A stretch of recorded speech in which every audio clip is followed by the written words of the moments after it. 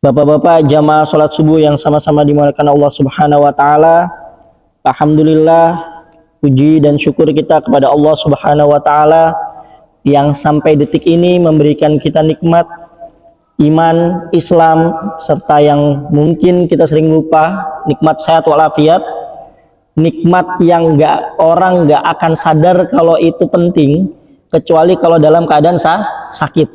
Nah, tadi kita alhamdulillah sudah mengirimkan Al-Fatihah sebagai wujud tawasul kita supaya kerabat kita, saudara kita, atau imam kita, atau warga-warga yang di khususnya ya jemaah Masjid Al-Kautsar, semoga Allah segera angkat penyakitnya, Allah berikan kesembuhan yang sempurna. Tapi kemudian juga kita harus sadar bahwasannya semua yang Allah takdirkan itu pasti memiliki kompensasi. Ini luar biasanya Allah, maha rahmatnya Allah itu luar biasa. Ya, bahkan sampai dalam riwayat hadis, bahkan sekalipun misalnya duri nusuk di mana, di kaki kita, itu nanti ada kompensasinya sama Allah. Ini saking sayangnya Allah sama kita. Jadi kalau kita lagi kena musibah, itu Allah ngasih rewardnya, ya, kompensasinya dua. Ya, apa? Kalau enggak dihapus dosa-dosanya, diangkat derajatnya. Ini luar biasa sayangnya Allah. Maka ini benar sebagaimana wasiat rahmati godobi, ya. Allah bilang dalam diskusinya bahwasanya rahmat saya itu pasti melampaui kemurkaan saya. Nah, jadi ketika kita mandang orang sakit dan sebagainya, kita mandangnya husnuzon sama Allah.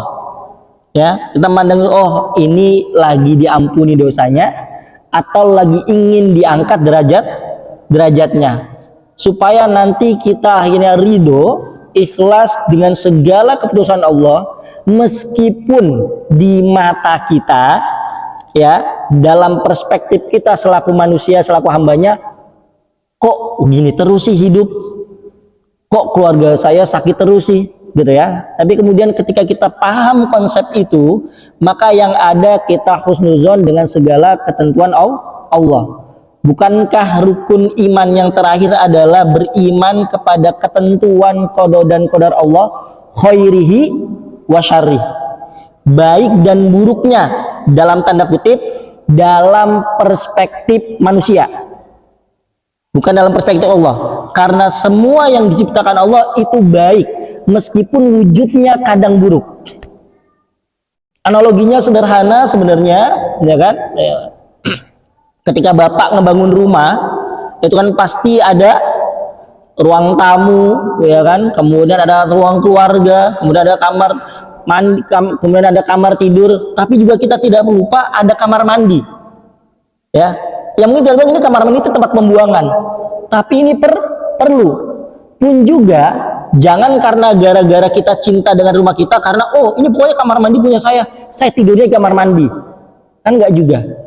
Artinya ternyata memang apapun yang Allah ciptakan itu baik buat kita, tinggal kita rubah saja perspektif kita, sudut pandang kita terhadap ketentuan Allah, supaya nanti melahirkan keimanan yang benar-benar berlandaskan husnuzon kepada Allah Subhanahu wa taala. Bapak-bapak yang dirahmati Allah Subhanahu wa taala, pekan kemarin kita sudah membahas mengenai tentang bagaimana ulama berbeda pendapat di bab rukun sholat, yaitu perkara tentang membaca Al-Fatihah bagi makmum, ya, membaca Al-Fatihah apakah bagi makmum dibaca atau enggak kalau dia lagi bermakmum kepada imam. Juga kita sudah bahas bagaimana ulama memiliki sudut pandang yang berbeda-beda terkait tentang membaca basmalah, yang masing-masing memiliki dalilnya, masing-masing memiliki sumber dari Rasulullah, yang nanti kemudian menimbulkan perspektif atau konsekuensi hukum yang berbeda-beda. Apa tujuannya kita jelaskan itu tidak lain dan tidak bukan supaya kita memiliki keluasan dalam berpikir, keluasan dalam beribadah, tidak mudah menyalah-nyalahkan. Karena setahu kita ya Pak ya, kita tidak pernah dapat SK jadi hakim. Lantas kenapa hidup suka menghakimi orang? Ya, kita nggak pernah tuh, kayaknya nggak ada yang dapat SK ya. SK nih, SK kamu jadi hakim buat ngakimin orang. Kita nggak pernah punya SK untuk jadi hakim. Lantas kenapa kita suka sekali menghakimi orang? Ya, Bapak-bapak sekalian yang rahmati Allah Subhanahu wa taala, kita lanjutkan materi kita masih tentang bab rukun salat yang ke-6 dan seterusnya. Bismillahirrahmanirrahim. Qala al-muallifu rahimallahu taala wa nafa'ana bihi wa bi ulumihi fid dharaini. Wal khamisu, rukun yang kelima adalah ar-ruku'u. Ruku'. Wa aqallu fardihi, dan paling minimal melakukannya. Nah ini Pak, selalu ya yang kita jelaskan bahwasanya pasti dalam ibadah itu ada minimal kamu sudah melakukan ini, itu udah disebut ruku. Nah ini kalau kita lihat di kajian-kajian, mungkin Bapak pernah ngelihat kajiannya Ustadz Adi Hidayat tentang bagaimana beliau mempraktekkan ruku ya Pak ya. Kita tahu masyhur sekali bahwasanya ruku yang sempurna adalah seperti apa Pak? Lurus ya, yang dalam riwayat andai misalnya ditaruh gelas gitu ya di punggung kita itu kagak goyang, saking lurusnya punggung kita. Itu betul Pak, memang maksimalnya kayak gini. Tapi kemudian seringkali Rasul menunjukkan sesuatu dengan cara yang paling sempurna hanya untuk menunjukkan bahwasanya ini loh titik maksimalnya kayak gini. Bukan artinya yang di bawah ini itu nggak boleh, gitu ya Pak ya. Baik itu dilakukan Rasul sendiri ataupun melalui para sahabat. Kita tahu kisahnya bagaimana Abu Bakar As-Siddiq radhiyallahu anhu niat sedekah ya Pak ya. Niat apa? Mewakafkan, menginfakkan berapa banyak hartanya Bapak-bapak sekalian? Semuanya. Ya. Semuanya dikasih Rasul, kata ya Rasul, ini saya kasih, saya infakkan semuanya buat Allah dan buat Rasulnya, misalnya buat fi sabilillah. Diterima sama Rasul. Sahabat lain termotivasi, wah keren sekali nih Abu Bakar Siddiq, terutama saingan beratnya Abu Bakar adalah siapa? Umar bin Khattab. Oh ini mereka berdua ini saling bersaing dalam kebaikan. Umar melihat itu panas hatinya, wah kalau Abu Bakar bisa, kenapa saya enggak? Sama, praktekkan sama, datang ke Rasul bawa semua hartanya, ternyata ditolak. Ditolak, enggak boleh kamu semuanya, gitu kan? Sisakan sebagian untuk keluargamu. Apa artinya? Ternyata Rasul seringkali mempraktekkan atau menyetujui sesuatu ibadah atau perkara pada titik yang maksimal hanya untuk menunjukkan maksimalnya kayak gini loh. Tapi tidak lantas kita ambil kesimpulan bahwasanya harus seperti ini, kemudian yang satu level di bawahnya atau sampai di bawahnya itu tidak sah. Nah ini seperti ini Pak, ketika bagaimana kita memahami hadis, tentu kita pengennya maksimal, gitu ya Pak ya. Wa aqallu fardihi liqaim, dan paling minimalnya melakukan ruku buat siapa? Liqaimin, buat orang yang sholatnya berdiri, qadirin ala ruku, dan dia mampu untuk ruku, mu'tadilil khilqah, badannya sehat, maksudnya nggak ada afan, nggak ada bungkuk dan sebagainya, intinya tidak ada penghalang dia untuk ruku. Salimi yadaihi, tangannya juga sehat, warukbataihi, dan lututnya. Itu seperti apa cara ruku paling minimal? Nah ini Pak, perlu kita tahu supaya kita tidak kembali ya, tidak jadi hakim untuk orang ya. Seperti apa caranya? Ayan hania, hendaklah seseorang tersebut merunduk ya, dia merunduk bigorin khimasin qadra bulugi rahataihi rukbataihi. Hendaklah seseorang itu merunduk, ukurannya sampai mana? Seukuran ini Pak, apa namanya nih? Telapak tangan yang dalam ini Pak ya, itu mencapai lututnya minimalnya.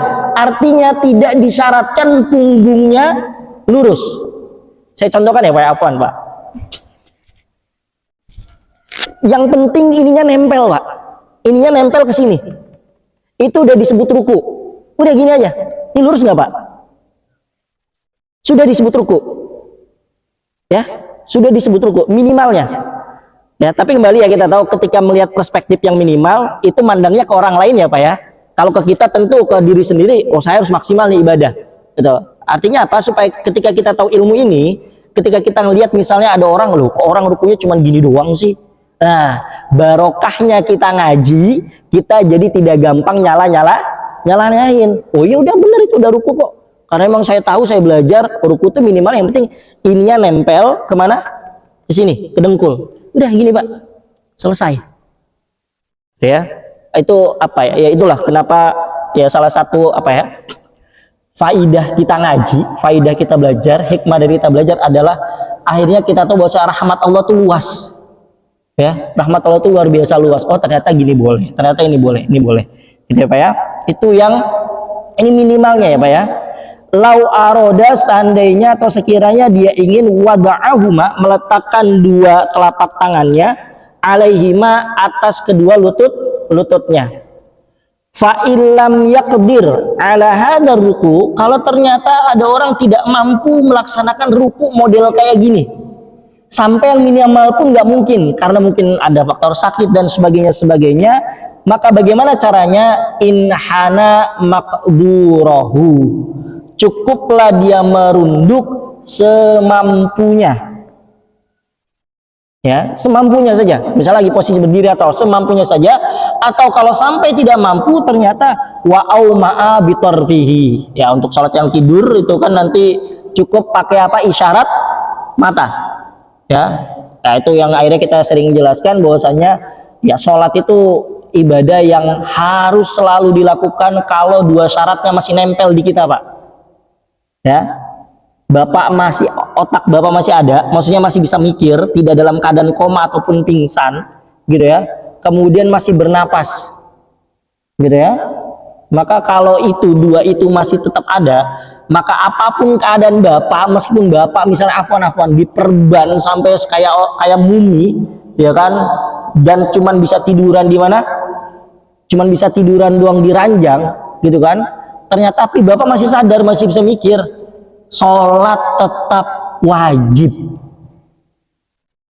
ya Pak ya. Nah, ini kan oleh Isra Mi'raj ya Pak ya, sholat Isra Mi'raj. Nah, kemudian Bapak-Bapak sekalian terkait ruku, ini ada sejarahnya. Jadi di awal Rasul dapat perintah sholat ya, yaitu ketika peristiwa Bapak Isra Mi'raj yang mungkin beberapa di antara kita merayakannya tanda kutip gitu kan, memperingatinya terkait tentang Isra Mi'raj, bagaimana salah satu peristiwa besar dalam sejarah Islam, bagaimana Isra Mi'raj adalah ujian baik buat orang yang beriman ataupun orang yang tidak beriman, tentang bagaimana mungkin seorang manusia biasa kok bisa melakukan perjalanan yang luar biasa jauh dalam kacamata manusia, tapi dalam waktu yang sesingkat-singkatnya ya. Tapi kemudian akhirnya banyak Pak sebagian orang yang kembali murtad mendengar berita itu. Subuhnya kan Rasul cerita. Nah ini Nabi itu Pak, Nabi itu wajib memproklamirkan dirinya kalau dia Nabi. Kagak boleh tuh namanya Nabi diem-diem. Apa gunanya Nabi diem-diem? Makanya kenapa kalau Bapak masih ingat pelajaran waktu SD ya, apa sifat wajib Rasulullah apa? Tablik ya. Ya, kan 4 kan? Sidik, amanah, tablik, fatona gitu kan. Maka Nabi itu kudu nyampein, dan harus ada gini, bahkan kerennya gini, Quran atau Nabi itu harus ada semacam nantang ya, nantang kepada yang nggak percaya, ayo kalau kamu yang bisa bikin yang semisal ya. Jadi Nabi itu harus memproklamirkan ini. Makanya ketika peristiwa Isra Mi'raj kan kita semua, kenapa sih Nabi pakai ngobrolin aja, ngumumin, kenapa nggak diem-diem aja? Lo enggak, memang Nabi harus nyampein. Ya, jadi pagi harinya Nabi nyampein kalau saya semalam gini gitu kan. Ya akhirnya ya sudah terpecah dua lah. Ya kan? Yang memang sudah awalnya musyrik ya tambah kacau gitu kan. Bahkan kemudian yang sudah beriman jadi murtad. Nah, luar biasa di sini kita lihat posisi Abu Bakar As-Siddiq radhiyallahu anhu ketika ditanya oleh para kafir Quraisy tentang Nabi Muhammad. Jadi bilang ini, "Wahai Abu Bakar, bagaimana pendapatmu tentang halusinasinya?" Mereka bilang gitu, tentang obrolannya siapa? Rasulullah, katanya semalam gini gitu kan. Apa kata Abu Bakar? Luar biasa Pak. Itulah kenapa Sayyidina Abu Bakar memiliki posisi yang penting dalam sejarah Islam, dan juga bagaimana beliau akhirnya kita tahu dimakamkan di samping Rasulullah langsung gitu ya. Apa jawaban beliau dengan mantap? Andai Rasulullah membawa kabar yang lebih mustahil dari itu, saya akan beriman, saya akan percaya.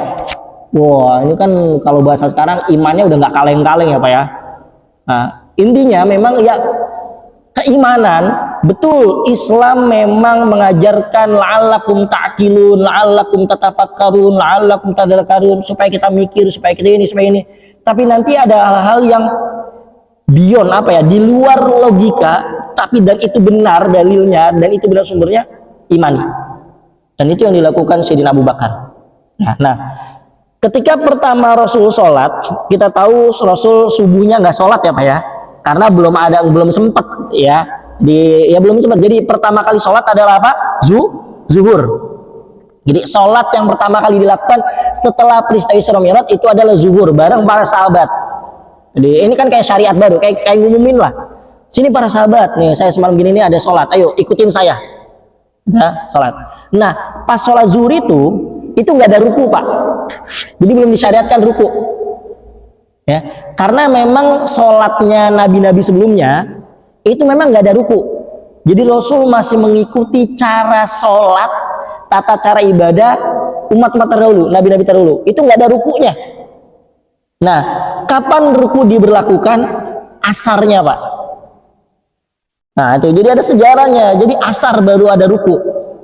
Nah, sampai sekarang alhamdulillah gitu kan masih terus ruku. Nanti jangan bilang enggak, Rasul pokoknya pernah nggak ruku berarti harus dilakukan. Wah ini tidak juga gitu Pak. Jadi asarnya pas di hari itu gitu kan, pagi hari atau sorenya setelah Isra Mi'raj itu baru berlaku ruku. Dan di situ ditanya oleh Aisyah, ini apa gitu kan, oh ini ruku, saya diperintahkan untuk Allah untuk ruku seperti ini gitu ya Pak. Ini terkait sejarah tentang bagaimana ya, karena memang pada zaman Rasul kan syariat itu belum sempurna. Selama Rasul masih hidup kan masih ada proses untuk pembentukan, masih ada kemungkinan untuk diralat, masih ada kemungkinan untuk direvisi, disempurnakan.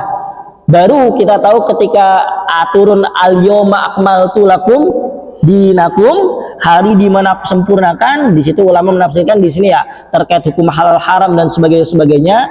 Kita tahu kemudian para ulama berbeda pendapat tentang ayat yang terakhir turun ya. Tapi salah satu pendapatnya ini adalah satu dari sekian ayat yang termasuk terakhir turun, al-yawma akmaltu. Maka sahabat yang ngeh Pak, sahabat yang ngeh ayat ini, yang paham itu udah nyadar, loh kalau agama sudah sempurna terus Rasul ngapain? Itu udah mikir ya. Jadi ketika Rasul menyampaikan wahyu ini, jadi aku telah sempurnakan agama, sahabat akhirnya mikir, beberapa sahabat, ini ada tanda-tanda nih gitu, sudah ada tanda-tanda.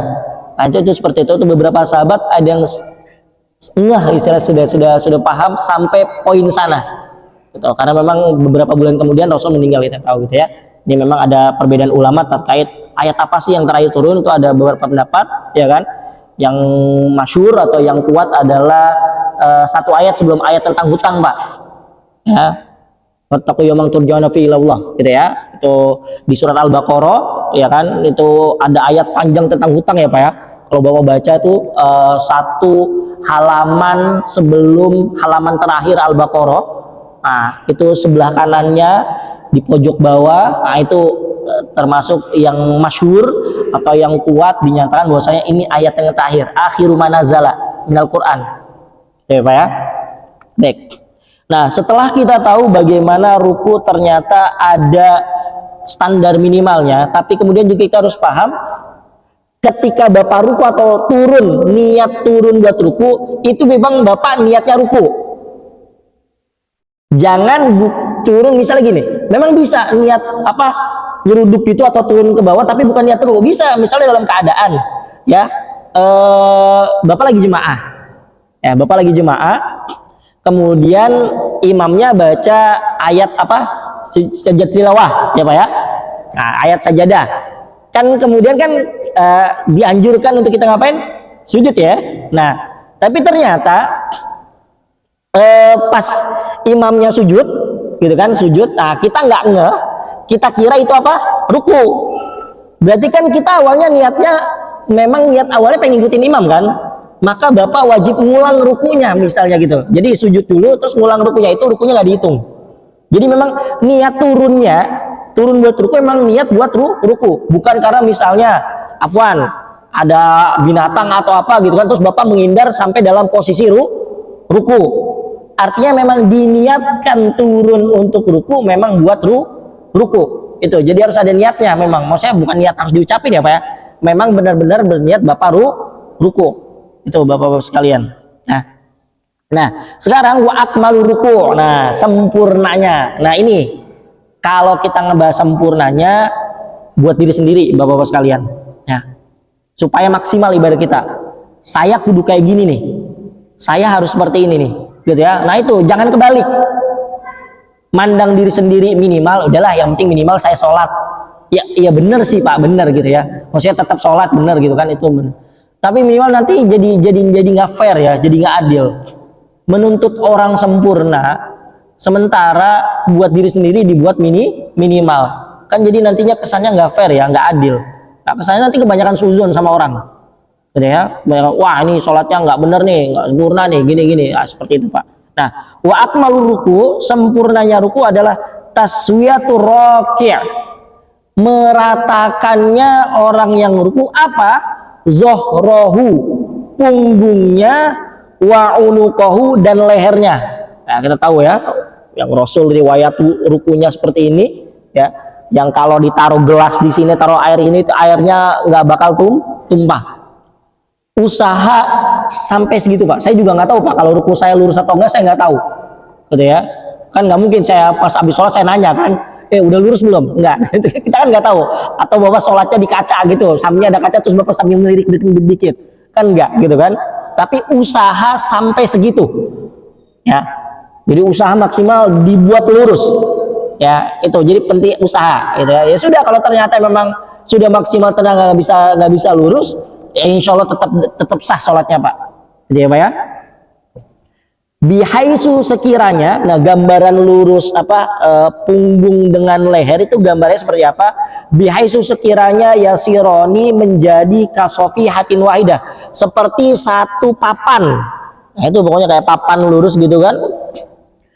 Nah wanas musaqoihi, kemudian sak apa ini? Ini betisnya Pak. Jadi ketika ruku lurus itu betisnya juga harus lempeng. Ini nggak tahu, saya lurus juga nggak tahu juga Pak. Pokoknya jadi pas kalau lurus, jadi ininya juga harus kayak gini Pak, lurus. Jadi jangan begini. Jadi harus lurus juga. Ya, nasbu saqoihi, dilurus seperti ini. Oke Pak ya. Wa akhdhu rukbaitaihi biyadaihi, kemudian tangannya, maksud telapak tangannya itu nyampe kemana? Ke lutut. Gitu ya Pak ya. Itu maksimalnya. Itu buat standar diri sendiri, jangan kebalik. Mau itu buat standar sendiri, saya kudu maksimal nih sholatnya, atau saya kudu usaha maksimal gitu ya, baru ke orang lain minimal. Tuh Bapak sekalian. Wasadisu, dan rukun yang keenam adalah at-tumakninah ya. Wahia, apa itu tumakninah? Sukunun, berdiam, diam, gitu ya. Ba'da harokatin, setelah bergerak, fihi aifir ruku. Maksudnya apa? Tumaknina itu ya us diam gini Pak, jangan sholat kayak gini. Misal ruku ya Pak ya, Allahu Akbar, sami Allahu liman hamidah. Itu nggak dapat tumakninanya tuh, berarti rukunya hilang. Maksudnya tumaknina adalah kalau ruku plek udah selesai sampai sini, ini diam dulu sebentar. Betul. Jadi jangan palanya belum nyampe posisi ruku langsung udah naik, atau tangannya belum sempurna nyampe posisi dengkul langsung naik. Nah itulah maka kadang nanti nih pas Ramadan nih Pak, rame kadang jadi berita ya Pak ya, apa Pak, sholat taraweh 7 menit, wah itu apa, Guinness Book of Record ya, atau ya muri ya, wallahu alam, saya juga belum tahu apa dalilnya dan sebagainya. Ya sudah akhir zaman lah, intinya gitu, akhir zaman lah Pak ya. Ya sudah banyak hal-hal yang mungkin kita jadinya sudah cukup di inilah, jadi bahan tontonan aja lah. Jadi bahan apa ya, tambahan wawasan aja. Ternyata ada yang sholat seperti itu ya, kita nggak tahu diterima atau enggaknya, tuh Allah alam gitu ya Pak ya. Itu sudah ranahnya Allah gitu ya Pak ya. Kita juga nggak boleh nanti menghakimi dan sebagainya. Tapi kan itu luar biasa ya Pak ya. 7 menit ya, itu kan luar biasa. Nah makanya nanti kan ya itu tumakninanya di mana gitu kan, kalau kita ngikutin ini. Gitu ya Pak ya. Kan karena ulama sepakat tumakninah itu rukun. Yang nggak sepakat adalah menjadikan tumanina ini satu rukun tersendiri atau ngikut rukun sebelumnya. Makanya kan pas di awal hitungannya beda ya Pak ya. Ada yang rukunnya itu 13 dengan menyatakan kalau tumanina ini bukan rukun tersendiri, tapi dia ikut. Jadi bahasanya gini, waruku ma'at tumanina. Ruku sama tumanina, sujud sama tumanina gitu. Ada yang bilang 13, ada yang bilang 14. Tumaninanya dihitung satu rukun, tapi udah 4 posisi tumanina itu dihitungnya satu karena sama-sama tumanina. Nah, kita di sini yang nyebut 18 itu adalah masing-masing tumanina dihitung satu rukun masing-masing. Ya, berbedanya di situ. Tapi tidak ada yang berbeda kalau tumanina bukan rukun. Nah, kan Rasul juga pernah ini ya, menegur sahabat yang sholatnya disebut maling kan, gitu kan? Wah, ini kamu sholat maling, loh. Kenapa Rasul maling? Karena ya nggak sempurna. Jadi kayak maling gerakan, harusnya rukunya plek gini, ternyata dia nggak tumanina, itu kan disebutnya nanti maling kata Rasul. Ya, maling dalam sholat. Nah, ini nggak dibenarkan gitu ya Pak ya. Jadi tadi definisi ruku adalah diem setelah bergerak. Ya, diem setelah bergerak gitu ya Pak ya. Wal musannifu, dan musannif pengarang ini yaj'alu menjadikan tumanina fil arkani dalam rukun itu rukunan mustaqilan, satu rukun tersendiri ya, yang tadi jadi hitungannya 18 kan atau berapa gitu kan. Wa masya alaihi Nawawi fi tahqiq, hal ini juga dianut oleh Imam Nawawi ya, salah satu mujtahid madhab ya dalam madhab Syafi'i. Wa ghairul musannif, sementara selain musannif, selain pengarang ini, itu yaj'aluha menjadikannya hayatan tabi'atan, gerakan yang mengikuti lil arkan. Jadi nggak disebut rukun, hanya satu paket. Ya artinya juga sama aja, kalau bapak nggak tumanina berarti rukunya nggak sempurna, misalnya tumaninanya di ruku. Kalau bapak misalnya sujudnya nggak tumanina berarti juga nggak sah ya, karena tetap itu satu paket. Artinya sujud ma'at tumanina, ruku ma'at tumanina, i'tidal ma'at tumanina. Nah, itu seperti itu ya Pak ya. Wasabi'u, dan yang ketujuh adalah ar-raf'u minar ruku, bangkit dari ruku ya. Wal i'tidal, kemudian kita tahu i'tidal qa'iman, dengan cara berdiri buat yang memang sholatnya dari awal berdiri gitu ya Pak ya. Alal hayati, berdirinya seperti apa? Alal hayati, dalam bentuk allati kana 'alaiha qabla ruku'ihi, dalam bentuk dia seperti awal sebelum ruku. Ya balik lagi ya kan, sebelum ruku kan dia berdiri kayak gini, maka setelah ruku ya kan dia berdiri lagi ya, posisinya harus sama. Jangan berdirinya baru begini nah, terus nanti langsung sujud, artinya ya sama gitu ya. Min qiyamin qadirin, kalau orang yang memang sholatnya berdiri ya berdiri lagi. Au qu'udin, atau yang memang sholatnya duduk ya duduk lagi gitu ya Pak ya. Au qu'udin ajizin al-qiyam, atau duduk yang buat orang yang tidak mampu untuk berdiri gitu ya. Ini terus berapa tumanina, maksudnya i'tidal, berapa lama i'tidalnya gitu ya. Ya seukuran kita baca doanya lah ya Pak ya, seukuran kita baca doanya. Meskipun memang ya doanya ini tidak disebut ya Pak ya. Lihat di sini rukun ya, cuman suruh ruku, cuman suruh i'tidal ya Pak ya, rukunnya. Terus bacaannya gimana? Bukan rukun Pak ya. Bacaan dalam ruku, bacaan dalam i'tidal itu bukan bagian dari rukun sholat. Nanti kita akan bahas, itu namanya sunnah sholat, sunan ya, yang kalau dalam mazhab Syafi'i itu terbagi dua, ada sunnah hayat, ada sunnah ab'ad. Ini sunnah hayat, yang artinya kalau bapak tidak baca sekalipun tidak membatalkan sholat, pun bapak tidak dituntut untuk sujud sahwi. Itu dalam pandangan mazhab Syafi'i ya Pak ya. Nanti ada namanya sunnah ab'ad ya, sunnah ab'ad seperti ya kunut ya, bapak ninggalin sih sebenarnya nggak batal sholatnya gitu ya, buat yang memang berpersepsi kunut ini ya Pak ya, sunnah ab'ad. Tapi kemudian wajib ditambel pakai apa? Sujud sahwi. Ya, nanti kita ada pembahasan yang gitu Pak ya. Wasamin, dan yang ke-8 adalah at-tumaninatu fihi. Nah, tumanina lagi ya. Ai fil i'tidal, di dalam i'tidal tumanina lagi ya. Wa tasi'u as-sujud, sujud marrataini fi kulli raq'atin, dalam setiap rakaat, 2 kali dalam setiap rakaat. Minimalnya apa? Ruku apa sujudnya? Sebagaimana ruku tadi ada standar minimal, sujud juga ada. Mubasyaratu ba'di jabhatil musalli maudhi'a sujudihi minal ardi au ghairiha. Nempelnya sebagian apa ini Pak? Jidat ya? Apa ya, nempelnya sebagian jidat orang yang sholat, sebagian Pak ya, ke tempat sujudnya, baik ke sejadahnya atau apanya ya. Kita tahu sempurna yang kalau yang sempurna ya Pak, atau memang ketika sujud disebut sah itu nempel berapa anggota tubuh Pak? 7 ya, 7 ini Pak. Nah nih perhatikan ini, kemudian apa lagi nih ya, apa lagi Pak?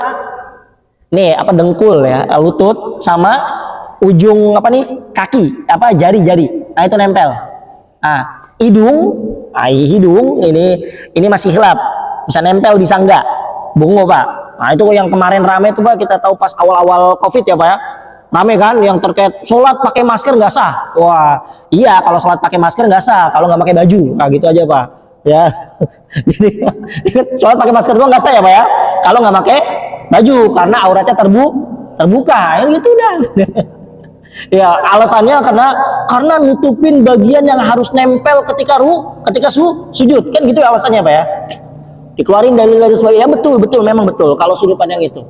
Tapi kemudian hadis ini itu Rasul jelasin, Rasul obrolin, Rasul ngomong ke para sahabat ketika dalam posisi normal. Kamu kalau posisi normal memang sholatnya kayak gini, hidungnya misalnya kudu nempel dan sebagainya gitu kan. Tapi kemudian kita tahu ada kaidah kalau bahwasanya kalau sesuatu itu mendesak, ada mudorot di situ, maka boleh melakukan hal-hal yang tadinya nggak boleh, atau boleh melanggar hal-hal yang tadinya dilarang. Gitu. Ya, walaupun rame itu Pak ya. Oh, sampai di broadcast di WA lah apa gitu kan. Apa hukum sholat pakai masker? Wow, ya sudahlah, alhamdulillah orang Indonesia apa ya, rajin-rajin Pak ya ngebahas hal-hal itu. Ya mungkin nggak tahu apakah kurang kerjaan atau apa, itu alhamdulillah Pak ya. Jadi istifadah ilmiah kita dan nambah ilmu lah. Harusnya kita nggak loh. Memang iya ya sampai dijelasin sholat. Nah ini jadi, tapi juga kita akhirnya tahu bahwa Islam sampai seluas itu loh Pak. Urusan masker aja bisa sampai debat ulama coba. Urusan masker aja sampai ngebuka kitab. Itu apa nggak keren Pak? Cuma gara-gara masker. Kalau agama lain kan belum tentu. Ya sudah maskeran aja. Nah, itu luar biasanya, gitu ya Pak ya. Jadi sempurnanya memang 7 ya Pak ya. Tapi Imam Rafi'i itu salah satu mujtahid madhab juga, itu menyatakan enggak harus 7. Yang penting kamu nggak harus 7 anggota tubuh. Yang penting misalnya kamu disebut itu sujud. Logikanya gini, ini logikanya juga benar sih Pak ya, gini. Kita kan dilarang untuk sujud kepada berhala ya Pak ya. Ya kita dilarang untuk sujud kepada berhala. Kemudian, apakah arti sujud kepada berhala? Arti gini, misal Pak, di depan saya ada berhala. Alhamdulillah, kemudian saya sujud dengan ke berhala tersebut, tapi sujud saya cuman ini doang nempel. Tangan kagak, ini kagak, jadi cuman pokoknya ini aja, gini doang. Artinya nggak sempurna lah kayak sujudnya sholat. Apakah itu dinamakan sujud Pak? Apakah gara-gara tindakan saya sudah disebut musyrik? Sudah kan? Sudah disebut musyrik. Maka diambil logika ini Imam Rafi'i. Kalau dalam hal yang bisa sujud bisa bikin orang musyrik saja, bisa bikin orang murtad saja, cukup bahwa saya disebut sujud, maka dalam hal sholat juga sama. Ya tapi ini pendapat Pak, ini pendapat dan ada di kitab gitu kan. Ya cuma kan nanti nggak usah dipraktekin Pak. Nanti Bapak sholat udah yang penting palanya aja nempel. Wah itu jangan. Nah, yang nanti juga jadi masalah kalau sujud apa dulu yang jatuh Pak? Dengkul dulu atau tangan dulu Pak? Dua-duanya. Asal jangan kepala dulu. Itu nyungsep namanya. Ya, itu benar udah Pak ya. Meskipun memang madhab ini dalam madhab Syafi'i memang lebih kuat untuk yang dengkul dulu. Ya, tapi kalau kita teliti hadisnya kan memang Bapak juga bisa cek di kajiannya Ustaz Hidayat dan sebagainya, ternyata memang 2 hadisnya ada gitu ya Pak, yang Rasul sujud pakai lutut dulu, yang Rasul sujud tangan dulu. Tapi setelah diteliti ternyata Rasul sujud pakai kaki dulu itu ketika Rasul posisinya masih muda ya, masih seger. Gampang kan Pak ya? Kalau afwan, ini tulang-tulang masih kuat gitu kan gampang kalau gini dulu ya Pak ya. Tapi kalau yang afwan udah sepuh, itu kan berat ya Pak ya. Kudu ditampa, kudu ditopang pakai apa dulu? Tangan dulu kan? Kudu kayak ini dulu kan?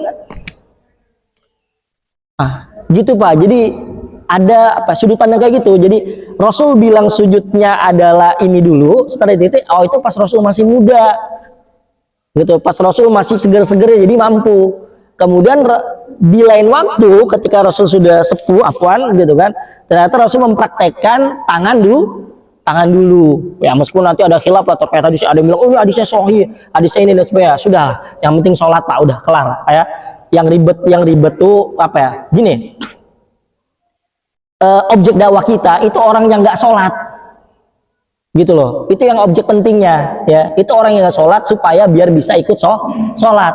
Jangan orang yang sudah sholat gara-gara misalnya bapak tegur mulu, bapak sindir-sindir mulu karena mungkin berbeda caranya ya kan, padahal juga kita negurnya juga karena afwan, cuman karena faktor semangat tanpa dilandasi dengan ilmu yang cukup, kemudian dia jadi jengah. Apaan sih kok sholat dikomentarin mulu, udah kayak Facebook aja kalian komentarin kan, kadang gitu kan. Akhirnya kagak jadi sholat, akhirnya kagak jadi ke masjid. Wah itu kan kadang ya kita juga lah ya gini, orang itu Pak afwan melakukan maksiat itu kan tujuannya kadang satu ya Pak ya, nyari kesenangan. Maka ketika ada orang mau ibadah, buat dia rileks dulu, buat dia nyaman dulu. Dan ini konsep ini kan yang kita tahu lah, Masjid apa Jogokarian ya Pak ya, di Jogja ya, itu kan menganut konsep ini, orang supaya dibuat nyaman dulu dengan masjid. Itu kan keren Pak, konsepnya ini luar biasa ya. Bagaimana masjid dibuat sebagai pusat peradaban, pusat semuanya. Monggo kalian menongkrong sepuasnya, wifi kencang silakan. Lo gini, anak muda itu Pak, itu kalau nongkrong di kafe paling belinya apa sih Pak? Kopi doang kan, cuman ngincer apanya? Wifi-nya 2 jam 3 jam, ngopinya 1. Ya kan, ngobrol lama, main Mobile Legend, main ini dan sebagainya, kan gitu kan? Lah, apa DKM Masjid Jogokarian ini tahu ini, ya sudahlah, ketimbang dia nongkrong di kafe-kafe nggak jelas dan sebagainya, oke, pasang. Yang penting jangan kan dibuat tempat sendiri ya, asal jangan di masjid yang disebut masjid. Ya kita harus juga paham fikihnya. Ya pasang wifi yang kenceng dan sebagainya, gitu kan? Lu moso sih, misalnya udah nongkrong lama terus pas adzan malah kabur. Kan gitu. Oke, mungkin sekali 2 kali dia pas adzan malah pergi. Sudah biarkan. Toh Rasul juga pertama dakwah juga nggak semuanya langsung ngejawab kan? Sudah biarkan. Tapi kan lama-lama hati orang juga nggak enak nih. Kita nongkrong lama masa kagak sholat paling 5 menit doang, sholat deh. Itu konsep itu. Jadi orang tuh nyari maksiat supaya nyari kesenangan. Loh, kita ya yang beribadah supaya juga kita nyaman, kita seneng. Ya, ada orang misalnya nggak pernah sholat disindir, sholat dong, ya kan? Giliran datang ke masjid, tumben sholat, Allahu Akbar. Kagak jadi sholat orang kayak gitu Pak. Ya, mau itu kan giliran udah semangat gitu kan datang ke masjid. Sementara kalau misalnya dia datang ke kafe atau ke tempat nongkrongnya, dirangkul sama teman-temannya, "Weh sini, lama nggak ketemu, weh duduk nongkrong samping gue." Kan kayak gitu Pak, lihat. Kan jadi berbeda kan rangkulannya kan. Kita mau ibadah, dibilang, lu banyak dosa lu gini. Lalu dia balik lagi ke temennya, sama temennya dirangkul. Pas melakukan salah, dia nggak apa-apa, manusia masalah. Lu kita orang masuk sholat kemudian salah nih, sholatnya nggak kayak gini harusnya. Dia baru belajar sholat Pak, baru mulai tobat, baru mulai ini. Rangkul dengan cara yang baik, dibuat nyaman. Dan ini memang Rasul hendaki. Rasul tuh nggak ingin sholat itu atau ibadah itu jadi apa? Beban, jadi kambing hitam. Yang kan kita tahu kan, ya yang siapa Mu'adz ya, ngimamin lama. Makmumnya protes, ngadu ke Rasul. Udah bangga sekali nih Mu'adz, maksudnya dipanggil dikiranya mau dipuji-puji, malah dipanain. Afatanun anta, kamu mau nyari masalah, kamu mau bikin ini. Ini orang ya kan masih untung, bahasa aja gitu, masih untung datang ke masjid. Ya sudah, jangan dilama-lamain. Siapa tahu dia ada kebutuhan lain, ada ini. Nanti kalau kayak gitu, misalnya orang gitu kan, kemudian sengaja dia sudah mikir, ini saya ke masjid cukup lah, ini lagi masak nggak gosong lah, gitu kan, tinggal sengaja dinyalain, udah kompornya kecil gitu kan, dia udah tahu paling sholat lamanya 10 menit, Oh ternyata imamnya kasihkan baca Al-Baqarah. Oh alam bisawab sudah Pak. Pulang ke rumah itu ikan itu rendang gosong, yang jadi kambing hitam siapa Pak? Sholatnya. Tahu gini mah mending gak sholat jemaah di rumah, di masjid. Ah itu Pak. Ah ini yang nggak diingini oleh Rasul. Jangan sampai sholat ibadah kita kemudian menjadi kambing hitam atas kambing hitam atas sesuatu lah. Itu enggak, supaya orang bisa merasakan kesenangan, kenyamanan dalam beribadah. Ya kita tahu lah akhirnya sebanyak muncullah penceramah-penceramah yang ya enak didengar, terus ada lucu-lucunya. Ya buat saya pribadi sih nggak masalah lah. Maksudnya gitu ya. Yang penting cuman kadang kan ribetnya ya kan, ketika kita habis dengar ceramah-ceramah yang lucu-lucu kayak gitu, pas pulang dari kajian kita tanya gimana ceramah tadi, oh lucu bagus, ingetnya cuma itu doang, kagak paham kontennya gitu, cuma lucu bagus, ya itu masih mending. Alhamdulillah datangnya ke pengaji udah itu Pak, sudah gitu, alhamdulillah dia datangnya ke pengajian. Yang kalau misalnya afwan auzubillah meninggal pada saat itu juga dihitung termasuk orang lagi belajar kan gitu. Jadi apa ya, banyak kebaikan lah Pak ya, sudut pandangnya diperluas. Datang ke kajian ini Pak yang saya bilang itu bagus Pak, itu luar biasa bagus. DKM ya kan, kemudian ayo kita ngaji, kemudian nanti ada ngaji, ada sarapan dan sebagainya, itu bagus Pak, itu bagus. Bahasa kasar apa ini nyogok untuk orang ngaji, itu juga benar. Rasul juga lakukan itu Pak ya, Rasul juga lakukan itu. Tapi kemudian juga kita tidak menghakimi orang yang nggak ngaji itu nggak baik, ini salah.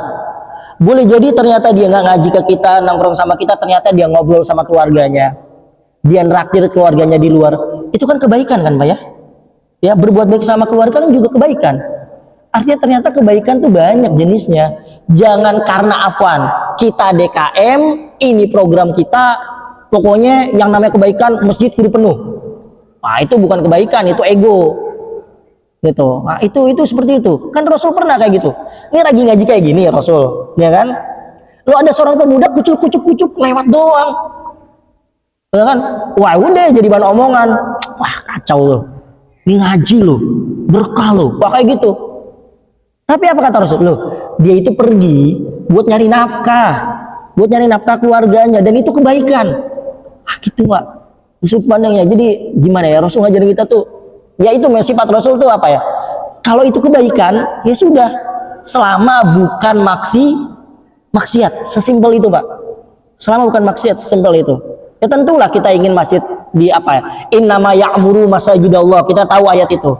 Sesungguhnya supaya masjid makmur, dimakmurkan, banyak ininya, itu benar, supaya jadi syiar, itu benar ya. Tapi kan kita juga tahu ada kebutuhan orang. Boleh jadi misalnya ada seorang ayah yang tiap hari berangkatnya pagi gitu kan, berangkatnya subuh, tidak pernah misalnya nyapa anaknya dan sebagainya, mumpung hari Ahad kagak kerja gitu kan, bisa main sama anaknya, kan kebaikan Pak. Sesimpel itu jadi Islam tuh, sesimpel itu Rasul memandang kebaikan. Boleh jadi kita yang terlalu mengkotak-kotakan, boleh jadi kita yang terlalu menyempitkan. Kan Rasul sendiri bilang al-imanu bid'un wa sab'un, iman itu ada berapa cabangnya? 70 lebih. Ya, artinya itu kebaikan semuanya. Bapak ngelakuin ini disebut bagian dari iman, ngelakuin ini disebut dari iman, ngelakuin ini disebut dari iman. Artinya ini iman semuanya, ini bagian dari kebaikan. Sampai yang paling ringan kan apa? Nyingkirin duri dari jalanan, itu bagian dari iman. A'laha kita tahu ya kan, ya lau kalimatillah syahadat Allah, itu paling tingginya. Tapi kemudian ada level-levelnya, dan itu tetap kebaikan. Gitu ya. Ini supaya akhirnya kita selalu di kajian-kajian ini supaya akhirnya kita lebih fleksibel. Kenapa? Ya ini alhamdulillah ya, di masjid ini akhirnya fleksibel sekali. Semua tergantung apa imamnya. Jadi sisi positif ini Pak, saya lihat sisi positif masjid tidak punya imam rotib, imam resmi. Ya kita kan belum ada ya Pak ya, imam yang afan tanda kutip yang memang diplot sebagai imam resmi ya. Sisi positifnya Pak ya, itu artinya kita para jemaah ya kan bisa ngikutin imam dengan caranya imam ya. Ada yang misal pakai kunut, oh kita tahu ternyata ini loh pakai kunut. Ada yang nggak kunut, oh ternyata nggak kunut. Itu sisi positifnya, jadi kita tahu ya. Cuman kan ini ribetnya karena memang nggak ada yang diplot, jadi main tunjuk-tunjukkan Apalagi kalau asar gitu kan. Kalau asar, kalau zuhur gitu kan, nengok dulu ke belakang. Siapa nih imamnya? Kayak gitu kan. Nah, itu sisi negatifnya ya. Kalau kalau tapi beberapa masjid banyak yang sudah ada imam ini kan, imam khusus sudah diplot sebagai imam. Kan akhirnya cuma coraknya satu kan. Ya sudah, kita paham lah. Masjid ini kunutan, kan gitu kan Pak ya. Masjid ini nggak kunutan gitu kan. Masjid ini khutbahnya khutbah Jumatnya apa? Dua kali adzan. Satu kali adzan. Nah, itu benar juga gitu kan. Tapi artinya ternyata ya ada kebaikan masing-masing gitu kan. Masjid ini tidak ada imam resminya, juga ada kebaikan di situ. Semua orang yang memiliki kompetensi dengan keilmuannya bisa jadi imam, kemudian bisa melaksanakan sesuai dengan keyakinannya. Kita pun dari makmum bisa belajar, oh kayak gini toh gitu kan. Itu seperti itu ya. Itu Bapak-bapak sekalian pembahasan kita tentang sujud. Kita masih di sujud. Kita akan lanjutkan insya Allah mungkin pekan depan. Monggo mungkin ada yang bertanya, silakan. Wah ini langganan nih Pak Haji nih. Monggo silakan Pak Haji.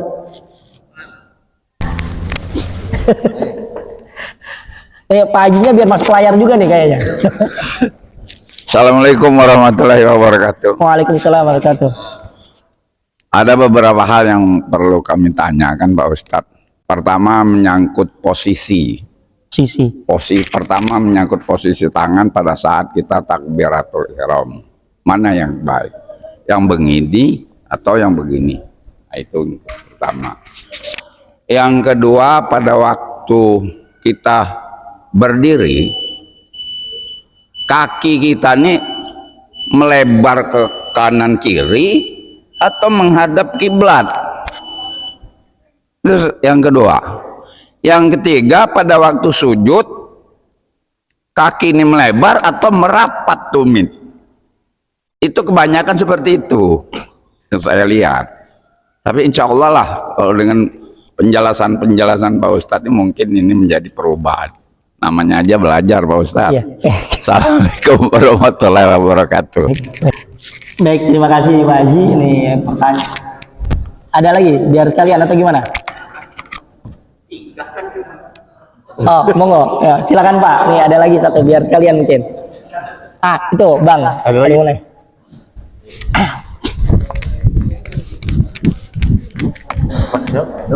Tadi apa? Takbiratul ihram, kemudian sujud ya. Assalamualaikum warahmatullahi wabarakatuh. Waalaikumsalam warahmatullahi wabarakatuh. Alhamdulillah dijadikan Allah kita masih punya kesempatan sujud di muka bumi ini. Karena banyak sekali hamba-hamba Allah yang sudah menduluhi kita, yang sudah di alam kubur, ingin hidup untuk menyempurnakan ibadahnya. Ternyata kita masih beri kesempatan. Semoga saja apa yang sudah kita dengarkan mulai dari wudhu sampai ke sujud tadi dapat kita amalkan. Amin. Ada pertanyaan saya dari mulai wudhu sampai sujud yang kita bahas. Saya belum menemukan di mana pandangan kita ketika kita berdiri, ketika kita ruku, ketika kita duduk. Karena saya pernah baca di Ihya Ulumuddin, kalau pandangan kita itu bisa kemana-mana, itu adalah jendela setan untuk masuk. Yang mana membuat kita tidak konsen terhadap apa yang dibaca gitu. Mungkin sebegitu aja yang dapat saya tanyakan Ustadz. Baik. Semoga menambah wawasan kita apa yang akan disampaikan Ustadz. Assalamualaikum warahmatullahi wabarakatuh. Baik, bismillahirrahmanirrahim. Saya coba jawab ya sesuai dengan apa yang saya tahu ya Bapak-bapak sekalian. Pertanyaan pertama terkait takbiratul ihram, itu tangannya gimana? Ya, posisi tangan gimana? Ngangkatnya sampai mana? Allahu Akbar, Allahu Akbar, Allahu Akbar. Ada 3 Pak. Dan 3-tiganya masalahnya riwayatnya ada semua. Gitu Pak. Artinya ya boleh semuanya bahasanya. Bapak begini, Allahu Akbar, monggo. Bapak begini, monggo. Bapak begini kata lagi, monggo. Boleh semuanya. Itu Pak. Jadi ya yang penting jangan gini ya Pak ya. Jangan gini. Jadi ngadep gini ya. Jadi gini ya. Jadi hadwa mangkibaihi itu kalau yang riwayat hadisnya hadwa itu selurus mangkib itu ini ya apa ini namanya Pak? Pundak, selurus pundaknya. Jadi gini. Ya. Jadi jempolnya atau tangannya itu selurus ini. Ya, Allahu Akbar. Ada yang sampai sini, ada yang sampai sini kan? Sampai telinga, ada yang cuma sampai dada. Itu Pak, ya Pak Haji ya. Jadi insya Allah sah semuanya. Kita husnuzon sama Allah. Gitu, insya Allah sah semua gitu Pak. Dan riwayatnya ada semua. Nggak usah diruncing-runcing. Nah, kalau kayak gini, alangkah baiknya jangan seperti ini ya Pak ya. Ya, jangan seperti ini. Jadi ngadep ke kiblatnya. Gini ya tangannya ya. Alangkah lebih baiknya tidak seperti ini. Gitu ya. Tuh, nanti gini nanti kayak upin-upin gini. Gitu kan. Kayak unyil Pak. Ya, seperti ini. Nah, itu yang pertama. Nah, kemudian posisi berdiri ya Pak ya. Apakah begini, apakah begini? Senyamannya Pak. Yang penting jangan kelebaran. Ini nanti kayak apa? Istirahat di tempat, gerak. Ini kan. Ini udah gini aja. Berdiri normal, ya. Sudah berdiri normal seperti ini, Pak. Sudah normalnya. Kadang kan ada orang sengaja beginiin, itu buat biar ngerapetin kan. Sengaja kadang alasannya kan biar karena memang ada celah gitu kan. Hadis kan, saya harus nempel sama nempel gitu kan istilahnya. Jadi karena memang kalau nyuruh orang mungkin dia nggak mampu, nggak bisa gitu kan. Nggak mungkin kan lagi sholat nyuruh orang, ayo sini, gitu kan. Masih ada celah, akhirnya dia begini supaya biar rapet. Kadang ada alasannya seperti itu, gitu Pak Haji. Jadi ya sudah, seininya aja. Nah, arah telapak kakinya gini. Baik. Yang wajib ngadep kiblat, ukuran ngadep kiblat ini, dada. Ya, dada. Artinya selain dada itu masih ditolerir. Artinya misalnya kakinya bengkok dikit. Ya, kayak gini misalnya ya. Bengkok dikit. Gitu ya. Ini masih ditolerir, Pak. Gitu. Karena nanti definisi istiqbalul kiblah ya, ngadep kiblat itu yang jadi standar patokan adalah ini. Karena kalau muka ngadep kiblat nanti ribet, Pak. Bapak kalau ruku tuh kan ngadep kiblat kan mukanya kan. Gitu. Itu Pak Haji, ya. Jadi masih ditolerir Bapak miring dikit, asal jangan begini ya, Pak ya. Ini kan kalau itu juga nggak nyaman. Gitu ya. Itu. Kemudian ketika sujud, kakinya ngerenggang atau nempel. Ya, dua-duanya ada Pak riwayatnya Pak. Dua-duanya ada riwayatnya. Kalau Bapak baca sifat sholah nabinya Syekh Albani, itu memang rapat. Ya, dia rapat. Ya, sifat sholatnya Syekh Albani itu rapat. Sementara pendapat lain boleh renggang, artinya begini. Ya, itu boleh Pak. Sudah aman insya Allah sholat kita. Bapak rapat, ternyata ngikutin guru Bapak yang memang menjelaskan ini, monggo gitu ya. Bapak ternyata renggang ngikutin misalnya kajian Ustadz siapa, ya monggo, alhamdulillah. Gitu Pak Haji. Ya.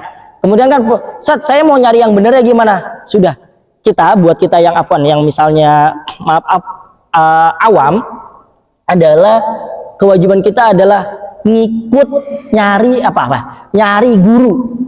Ya. Kewajiban kita adalah nyari guru, nyari ustadz yang bisa jelasin, gitu ya. Bukan kewajiban kita, misalnya bahas sendiri, buka sendiri, itu bukan. Loh, nanti Bapak kapan kerjanya Pak, gitu kan?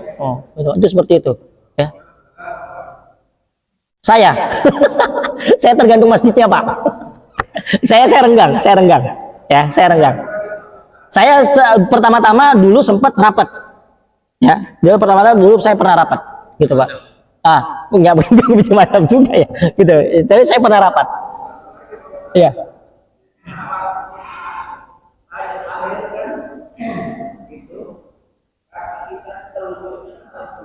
Betul.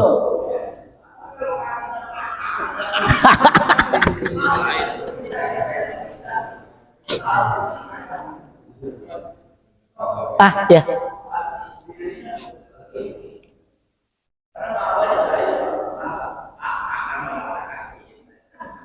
Nggak apa-apa Pak Haji, kan kita tahu ad-darurat tubihul mahzurat.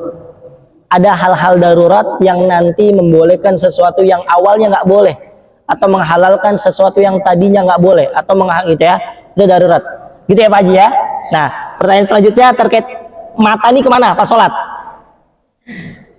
Beda-beda Pak. Kalau pas lagi berdiri, kalau posisi Bapak pas depan Ka'bah, ngadep ke sana, ya. Kalau pas posisi Bapak memang di Masjidil Haram ya, dan Ka'bah kelihatan pas depan, Bapak berarti madep ke sana. Meskipun ini juga ada perbedaan pendapat. Bahkan sekalipun Bapak depan Ka'bah, tetap ada ulama yang lebih mengafdolkan, mengutamakan tetap melihat tempat sujud.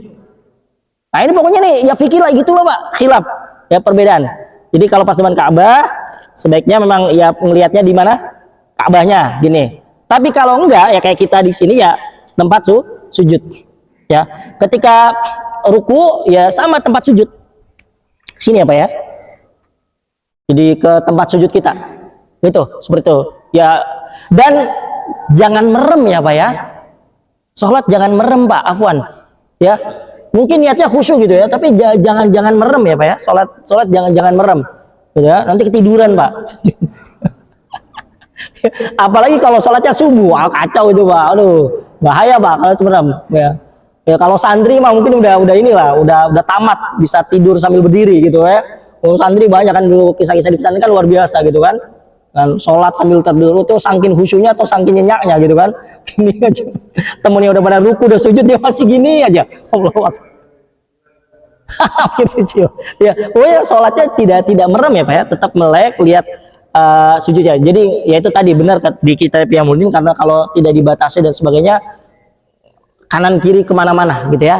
Itu mungkin bapak-bapak sekalian pembahasan kita, semoga jawaban tadi bisa memuaskan.